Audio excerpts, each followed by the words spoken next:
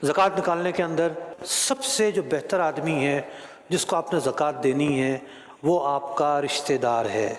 क्यों? राह चलते आदमी की तकालीफ आपको नहीं पता होती ये किस हाल के अंदर है, लेकिन जो आपका रिश्तेदार होता है उसका आपको पता होता है कि ये किस हालत में है।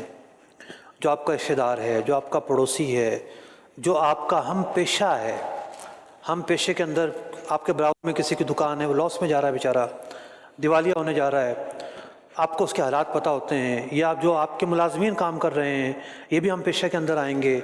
तो ये जो कैटेगरी शरीयत मुतारा ने बनाई है, देखिए इस कैटेगरी के अंदर बुनियादी हुकूक का किस कदर ख्याल रखा गया है कि जो आपके रिश्तेदार हैं, चूँकि आप उनके हालात से वाकिफ़ हैं तो आपके लिए तो ज़्यादा अहमियत है इस बात की कि आप उनकी खबरगिरी करें, आप उनका ख्याल रखें, वो आपके लिए सबसे मुक़द्दम है।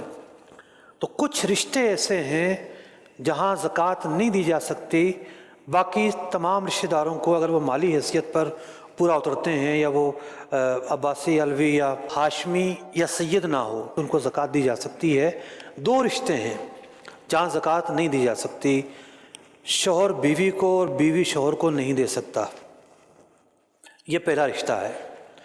दूसरा रिश्ता क्या है कि माँ बाप औलाद को और औलाद माँ बाप को नहीं दे सकते।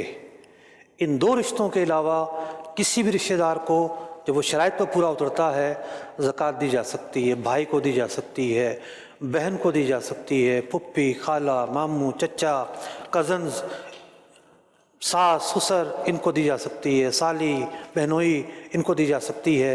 दो रिश्ते मैंने बयान किए हैं कि इनके अलावा बाकी रिश्तों को ज़कात देना मना नहीं है।